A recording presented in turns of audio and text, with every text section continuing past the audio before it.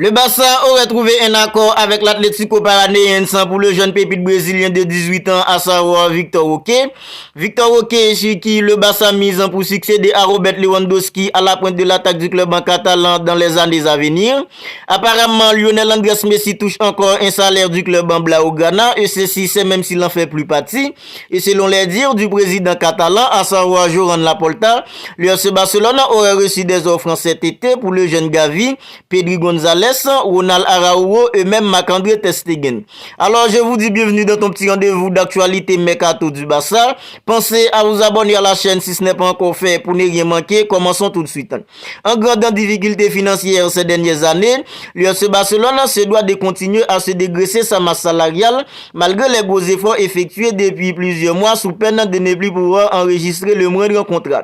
Après s'être débarrassé de Samuel Umtiti, le club en Blaugrana pourrait continuer son dégraissage en vendant Clément Lenglet, c'est du Modeste ainsi qu'Alex Goyado. Ces ventes pourraient permettre au club en Blaugrana de se montrer de nouveau ambitieux sur le mercato estival à l'image de l'été dernier. Après avoir officialisé la signature d'Ilkay Gundogan, l'international allemand âgé de 32 ans, le champion d'Espagne pourrait désormais renforcer le secteur offensif. En effet, à en croire les informations du journal espagnol Le Mundo Deportivo, le FC Barcelone miserait sur Victor Roque, l'attaquant de 18 ans de l'Atlético Paranaense, pour renforcer son attaque.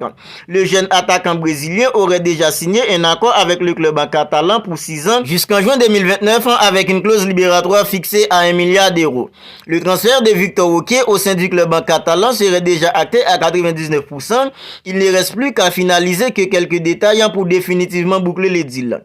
Dans le préaccord que le directeur sportif de l'Atlético Paranaense, Alexandre Matos, a scellé avec le club catalan lors de sa récente visite à Barcelone, il a été convenu que le club en Blaugrana paierait 35 millions d'euros fixes en plus de versements plus 10 millions de bonus. Cependant, face aux offres supérieures que le joueur avait sur la table en venant du Paris Saint-Germain, Manchester United et Tottenham étaient prêts à offrir plus d'argent que le club en Blaugrana. Le club en brésilien aurait inclus de bonus supplémentaires pour compenser l'argent qu'il perdra en raison de la décision ferme de Victor Roque de vouloir porter le maillot du club en catalan. Si Victor Roque figure parmi les 3 finalistes du Ballon d'Or, le club en Blaugrana devra verser une petite somme au jeune buteur. Et si l'attaquant remporte directement le Ballon d'Or, une petite somme importante sera reversée par le club en Blaugrana.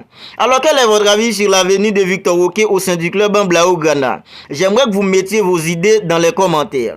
Apparemment, Lionel Andrés Messi touche encore un salaire du club en Blaugrana, et ceci c'est même s'il n'en fait plus partie. Dans une interview récente accordée à La Vanguardia, Joran Laporta, le président du club en Blaugrana, a dévoilé que le club en catalan poursuit les paiements à Lionel Messi même après son départ, et c'est jusqu'en juin 2025. Joran Laporta, le président du club en Blaugrana, explique que cette mesure a été prise pour faire face aux contraintes économiques auxquelles le club en Blaugrana est confronté. En effet, le club en catalan est confronté à des difficultés économiques ces dernières années et a dû prendre des mesures pour réduire ses dépenses et respecter les règles du fair play financier. La décision de prolonger les paiements à Messi a été prise dans le cadre d'un accord négocié entre les joueurs et le club lors de son départ pour le Paris Saint-Germain en août 2021.